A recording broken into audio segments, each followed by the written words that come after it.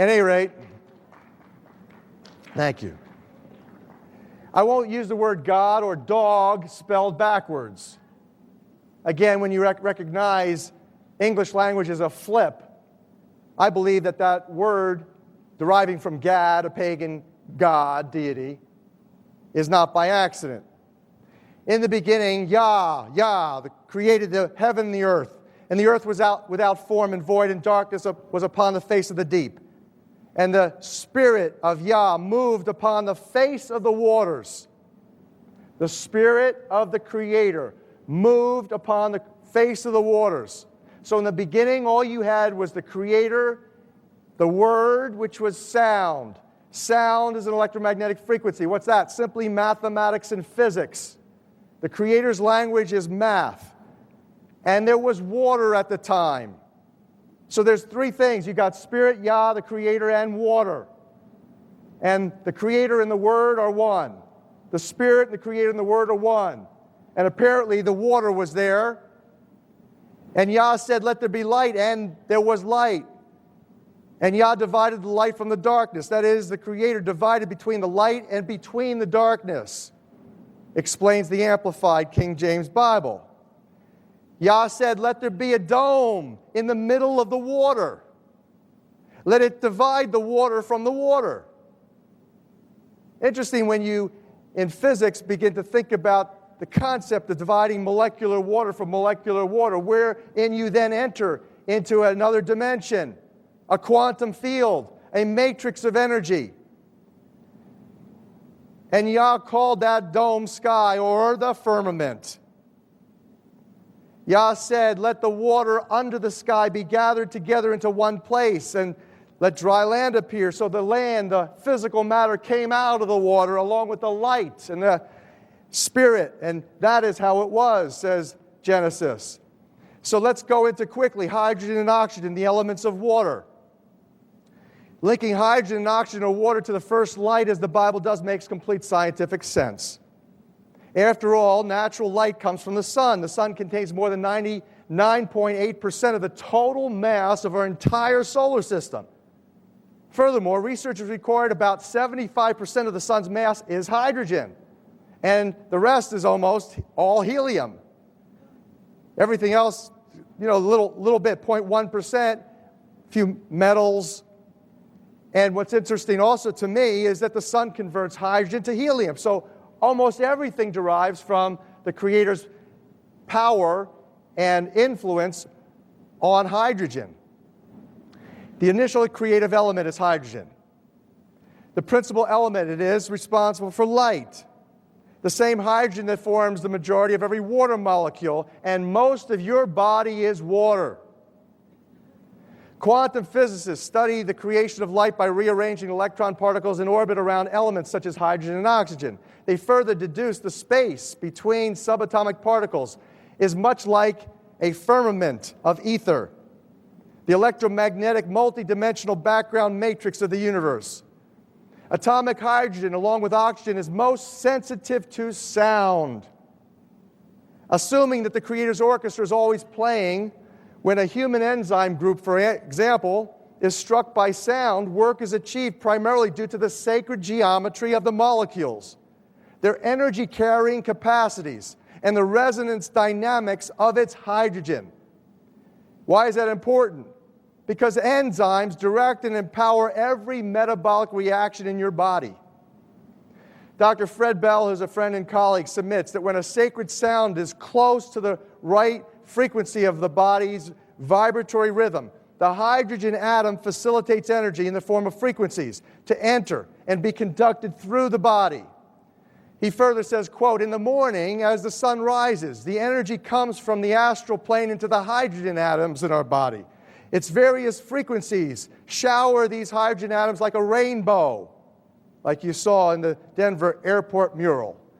The red end of the spectrum rainbow reaches the nucleus of the hydrogen atom. The other end, which would be violet, is felt strongly by the electron, the outer perimeter revolving particle within a smaller mass. The hydrogen atom is more than a proton and an electron, which this rainbow energy animates.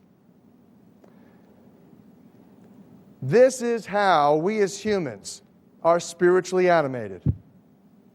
This is precisely the primary function of hydrogen and oxygen atoms. These carry etheric, firmamental energy or spirituality into our cells, and this is what lifts us up and animates us within this matrix of water. This universal matrix of water, I should say.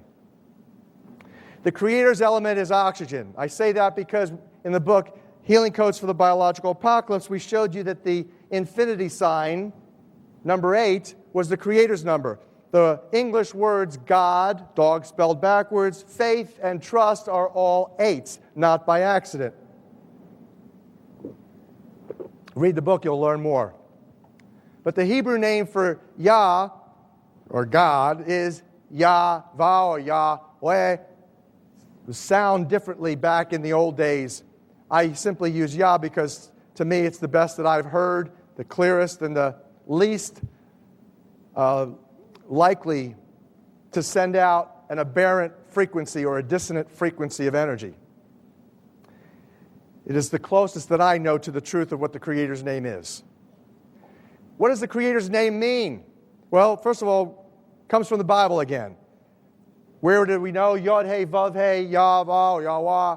Where did that come from in the Bible? Moses was told at the burning bush, the Creator's name. He says, I am that I am. I am the tetragrammaton. Tetragrammaton, a sacred geometric form indicating the tetrahedron of today. And it means, literally translated, to breathe is to exist. Many of the ancient names declare the Creator's presence. My name, Arya, Lion of Yah, Isaiah. Many of these ancient names had this frequency, vibration of tone. Creator creates through the spoken words, we're told. We're holy children of the Creator. We're given lips to articulate the frequencies of sound, to be powerful co-creators in this quantum field. Messiah said, you shall be judged by every word that comes out of your mouth. It either reflects the goodness and glory in your heart or the evil that dwells therein. And because the kingdom of heaven is near, the electromagnetic matrix field of this universe is right here, and we're empowering it as co-creators. The manifestation is not simply in our water temple. The frequency vibrations of those articulations come into our own spiritual abode and dramatically change the structuring of water and the operation of hormones and enzyme groups. We're going to talk about this. Prana, the breath of life. Throughout all civilizations, this understanding was held by the wise, by the ancients, by the elders. The creative breath, or spirit of life, is actually reflected in the English words that we still use today. Inspiration, inspiritualization, bringing in the spirit. Respiration, re-spiritualization, when we respire, when we move that air through our lungs, and then bless the blood. So this should inspire you to practice some deep abdominal breathing. Oxygen purification. This is from Ed McCabe's wonderful work, Flood Your Body with Oxygen, is central to global purification cycles, also involving water and ozone. O3 ozone is so energetic, it constantly wants to become stable O2 oxygen, giving up an O1. That's what makes it useful in healing. All those little single oxygen forms create a cascade of O1 releases, negative air ionizations. All of these things are charged to help promote healing and to do healing work, to balance the energy. Energy balancing is the fundamental basis for healing. Not pharmaceutical sorcery, drug-induced genocide. So that this is what gets rid of the negativity in our body, the toxins in our body, all of these energetic processes. Interestingly, the hemoglobin, if you look at your red blood cells, which are in the shape of a toroid, I'm going to show you the mathematics of that in a couple minutes. The hemoglobin is part of a healthy person's red blood cells, holds between 97% to 100% oxygen, depending on the purity of the air or oxygen consumed. Oxygen